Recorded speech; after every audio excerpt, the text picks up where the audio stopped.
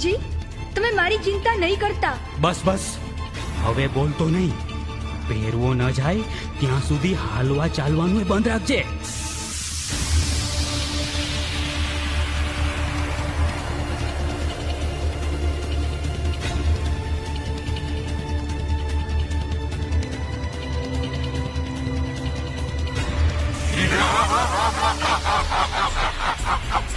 માણસ ગંધાય, માણસ ખાઓ.